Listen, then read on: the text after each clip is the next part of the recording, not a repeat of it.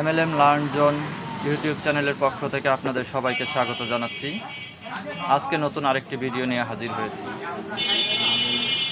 উক্ত সিরিজে উল্লেখ করেছিলাম, আগের ভিডিওতে উল্লেখ করেছিলাম মাল্টিলেভেল মার্কেটিং বিষয়ের যে আইনগুলো, এই আইনগুলো নিয়ে আপনাদের সাথে বিস্তারিত আলোচনা করব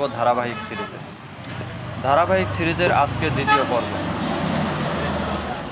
এই পর্যায়ে আমি আপনাদের কাছে প্রকাশ করব এই আইনের MLM মাল্টিলেভেল মার্কেটিং আইন 2013 এর যেই প্রধান বিষয়টি, প্রাথমিকভাবে প্রথম দিকেই যেই বিষয়টি উল্লেখ করেছে তা হচ্ছে আপাতত অন্য কোনো আইন, চুক্তি বা আইনের ক্ষমতা সম্পন্ন অন্য কোনো দলিলে যাহা কিছুই থাকুক না কেন এই আইনের বিধানাবলী প্রাধান্য পাইবে। এর মানে হচ্ছে অতীতে যে মার্কেটিং ব্যবস্থা রয়েছে সেখানেও যদি MLM সম্পর্কে কোনো আইন বা কোনো অংশ থেকে থাকে, সেই ক্ষেত্রে তার চেয়ে এই আইনের বিষয়গুলোই প্রাধান্য পাবে।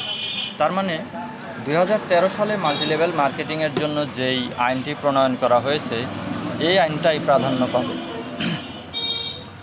অতীতে আমাদের দেশে যেসব বিজনেস চলে আসছে সেই সকল বিষয়গুলোতে যদি মাল্টিলেভেল মার্কেটিংয়ের কোনো আইন উল্লেখ করা থাকে এবং তাহা যদি 2013 আইনের বিরুদ্ধে যায় তাহলে সেটা বাতিল হবে। আমাদের জানতে হবে 2013-তে আমাদের আইনগুলো কি হয়েছে। তো এখানে রয়েছে MLM সিস্টেমটাকে বাংলাদেশে প্রতিষ্ঠা করার জন্য, সুষ্ঠুভাবে পরিচালনার জন্য খুব সুন্দর একটি আইন করা হয়েছে, যাহা আপনারা পরবর্তী ভিডিওতে পাবেন।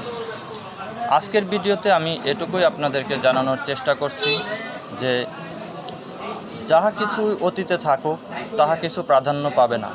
2013 সালের আইনটাই হচ্ছে চূড়ান্ত আইন এবং এই আইনের অধীনেই মাল্টিলেভেল মার্কেটিং বিজনেস যারা করতে চাচ্ছেন তাদেরকে এই আইনের অধীনেই করতে হবে, এটাকে গুরুত্ব দিয়ে করতে হবে।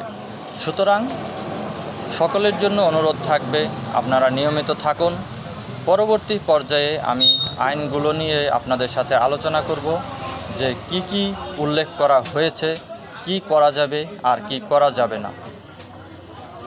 তো আজকের ভিডিওটি যারা সম্পূর্ণ দেখেছেন তাদেরকে অনেক ধন্যবাদ এবং পরিপূর্ণভাবে যদি একটি ভিডিও দেখেন আর এই সিরিজটা যদি আপনারা নিয়মিত থাকেন তাহলে শতভাগ ধারণা পাবেন মাল্টিলেভেল মার্কেটিং আইন 2013 সম্পর্কে। ধন্যবাদ সবাইকে সাথে থাকার জন্য।